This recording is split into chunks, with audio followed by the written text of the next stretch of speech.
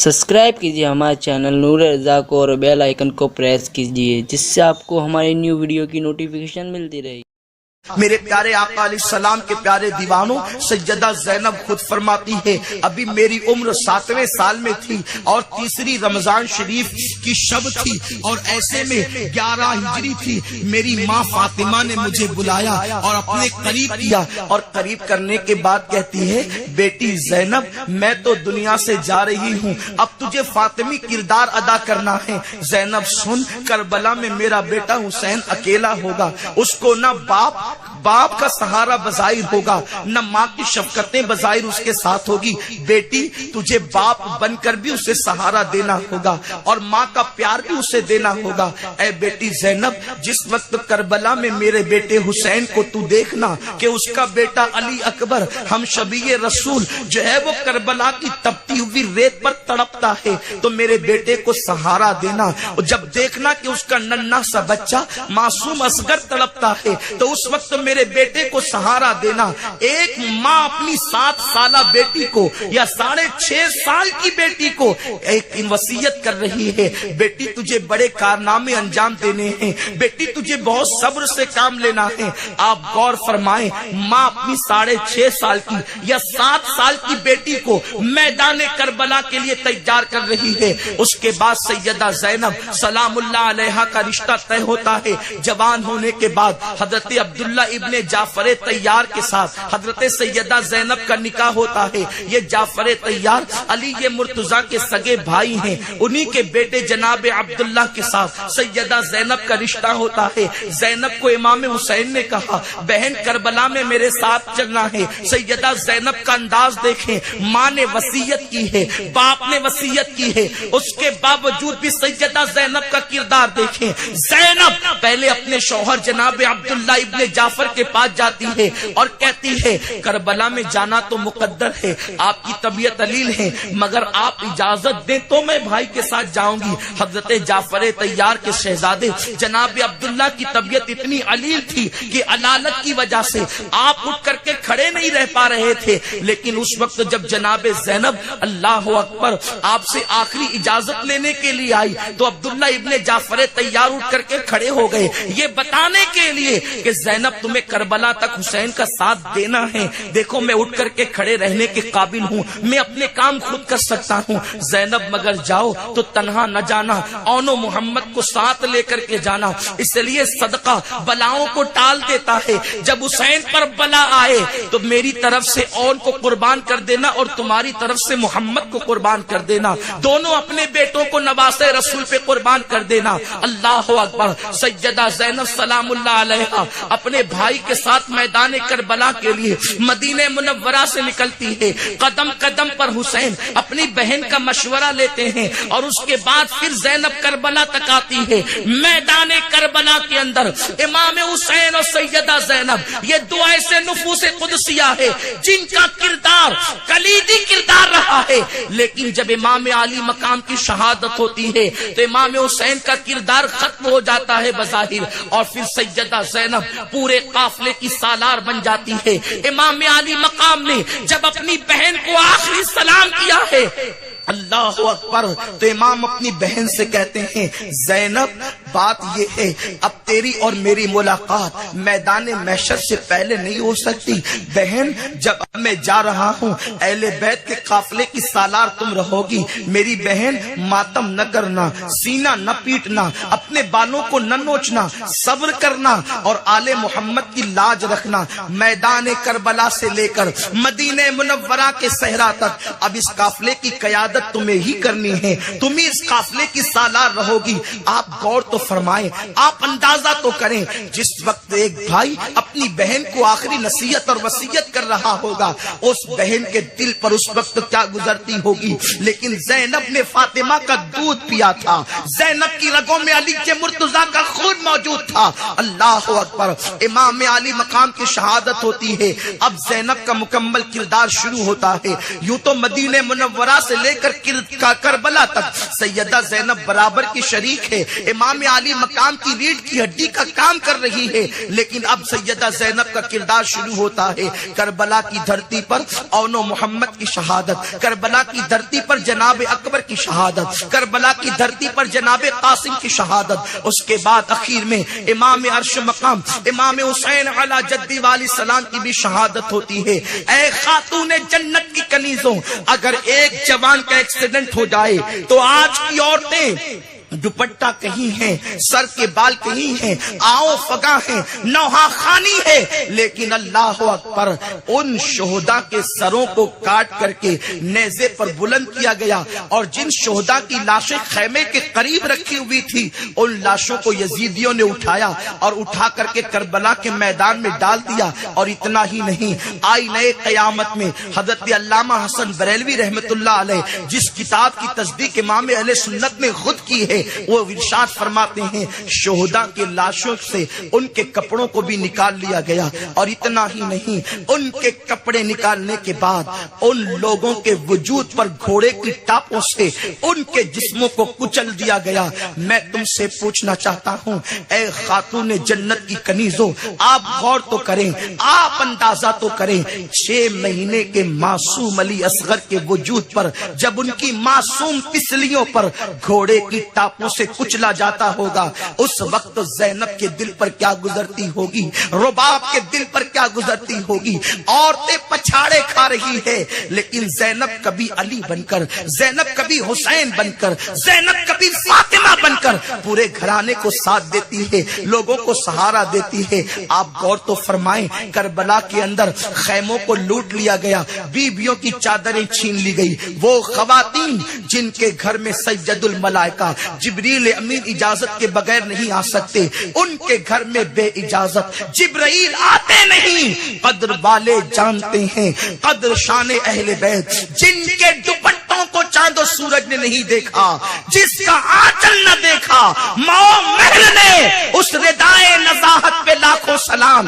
جن کے دوپٹوں کو چاند و سورج نے نہیں دیکھا، ان خواتین کے دوپٹے چھین لیے گئے. مگر قربان سیدہ زینب کا حوصلہ، زینب کہتی ہے اے نبوت کے گھر کی عورتوں، کل تک کہ تم اپنے چہروں کو دوپٹوں سے چھپاتی تھی، اب دوپٹے چھین لیے گئے، بے پردہ مت ہو جانا.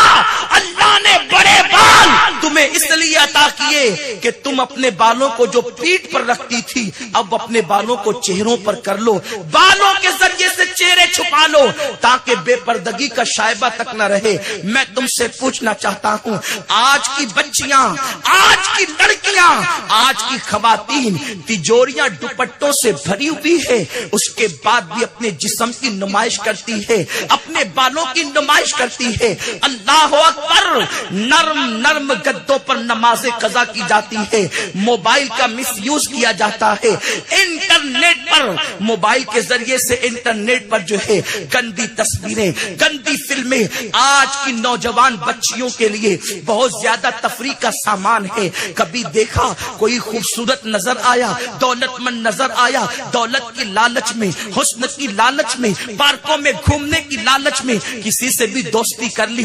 اے خاتون جنت کی کنیزوں، میں تم سے پوچھنا چاہتا ہوں، سیدہ زینب کبریٰ نے بھائی کے لاش پہ گھوڑے دوڑتے دیکھے، آپ کی آنکھوں میں آنسو تو تھے، لیکن جب دوپٹے چھین لیے گئے تو ان بیویوں کو سہارا دے کر زینب کہتی ہے اپنے بالوں کو چہروں پہ ڈال لو تاکہ یہ ظالم تمہارے چہروں کو نہ دیکھ سکے. پھر اس کے بعد کیا ہوا؟ اللہ اکبر، سیدہ بی بی سکینہ کے چہرے پر یزیدیوں نے تماچے مارے، اور تماچے مارنے کے بعد جناب سیدہ سکینہ رضی اللہ تعالی عنہا کے کانوں سے بالیوں کو کھینچ لیا گیا، اور جب بال کھینچے گئے، جب بالیاں کھینچی گئی تو سیدہ سکینہ سلام اللہ علیہا کے کان کٹ گئے اور خون کی فوارے نکلنے لگی. سیدہ سکینہ نے اپنی پھوپھی کو پکارا، پھوپھی پھوپھی کہہ کر کے پکارا. روضۃ الشہداء کے اندر لکھا گیا ہے، علامہ ابو اسحاق اسفرائینی بھی لکھتے ہیں، اور اللہ اکبر، سیرت کی جو کربلا کی سیرت پہ لکھی گئی کتابیں ہیں،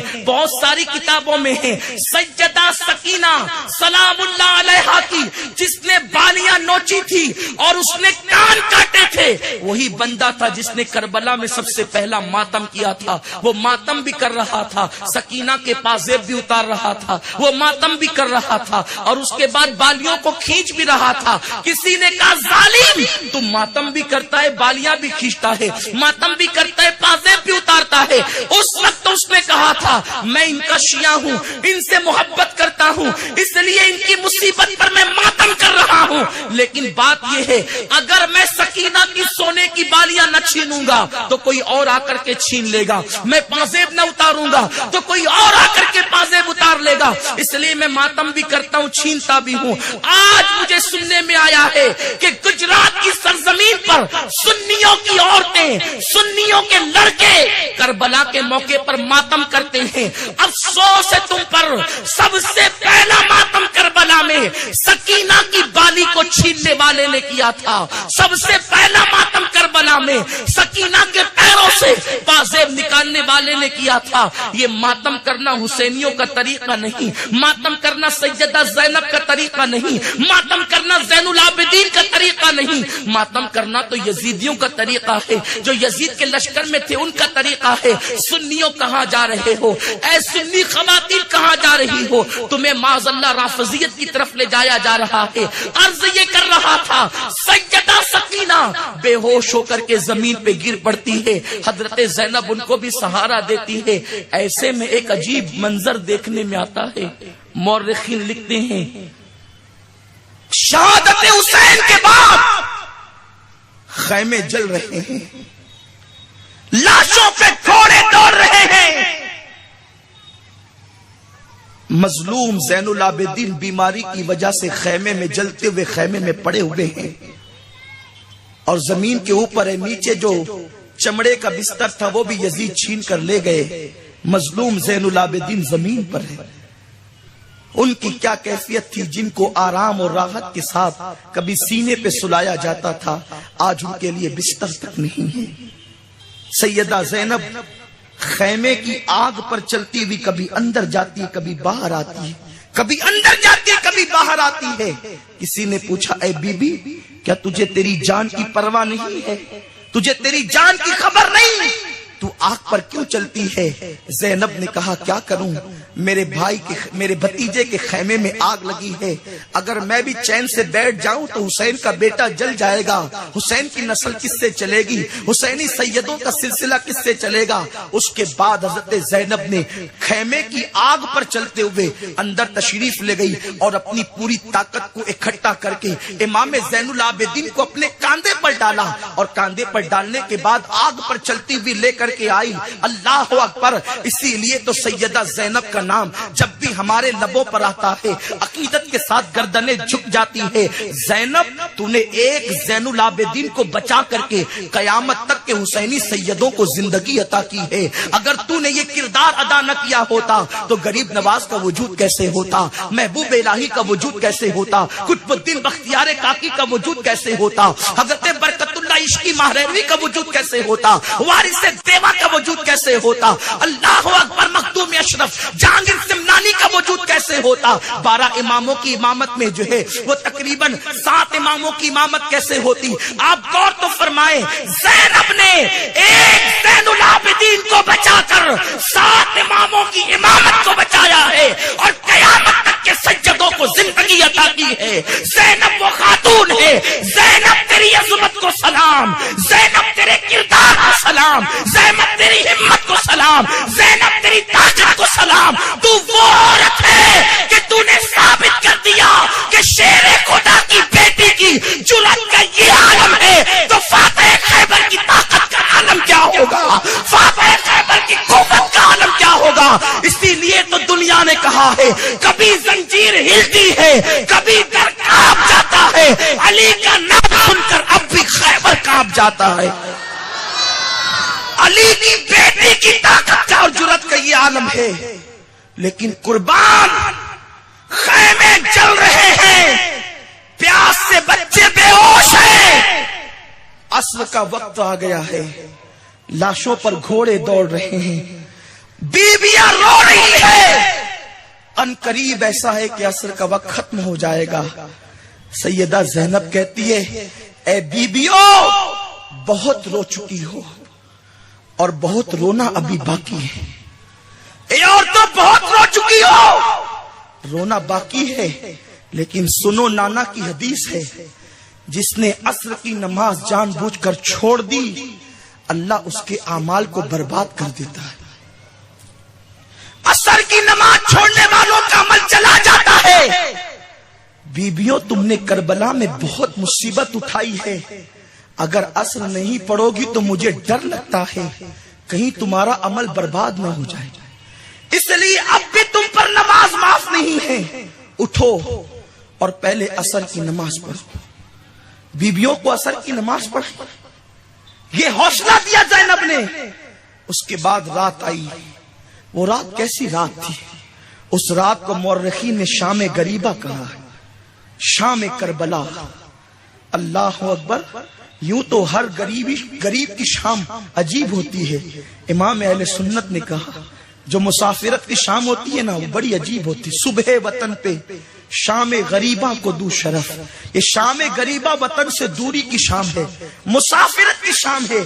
آج بھی جب ٹرینوں میں شام ہوتی ہے، بسوں میں شام ہوتی ہے تو مسافروں کے چہرے مرجھانے لگتے ہیں، کسی کی تھکن کی وجہ سے، کسی کی خوف کی وجہ سے. لیکن وہ شام کیسی تھی جس شام میں آرام نہیں تھا. پورا دن جو ہے لاشوں کو دیکھا، لاشوں پہ گھوڑوں کو دوڑتے دیکھا. جب شام آئی ایک قیامت لے کر آئی. شام ایک عجیب قیامت لے کر آئی. وہ حسین جس کے لیے نانا لمبے لمبے سجدے کر دیتے تھے، وہ حسین جس کو نانا اپنے سینے پہ بٹھاتے تھے، وہ حسین جس کے لیے نانا کہتے تھے حسین تجھ پر میرے ماں باپ قربان. وہ حسین جب پالنے میں روتے تھے تو نانا فاطمہ سے کہتے تھے فاطمہ میرے حسین کو مت رلایا کر. جب حسین روتا ہے تو میرا کلیجہ منہ کو آتا ہے. وہ حسین کا لاشا پڑا ہوا ہے، کفن نہیں ہے، کفن موجود نہیں، قبر کے لیے زمین موجود نہیں. جس کے نانا پوری کائنات کے مالک ہے، جنت کے مالک ہے، اس حسین کو دفن ہونے کے لیے زمین نہیں، اس حسین کو کفن کے لیے کپڑا نہیں. 6 مہینے کا لاشا کچلا ہوا رکھا ہوا ہے. ہم شبی رسول علی اکبر کا لاشا کچلا پڑا ہے. شام آتی ہے سب لوٹ لیا گیا. زینب کے ہاتھ میں ٹوٹا ہوا خنجر ہے. بیبیاں کھلے سر آسمان کے نیچے ہے. فرات کی لہروں کی آواز بلند ہو رہی ہے. بچے بے ہوش ہیں. زینب اپنے بالوں سے اپنے چہرے کا پردہ کر کے ایک ٹوٹا ہوا خنجر ادھر سے ادھر لے کر گھومتی ہے. خبردار اب کوئی آنے نہ پائے. ایسے میں کیا ہوا؟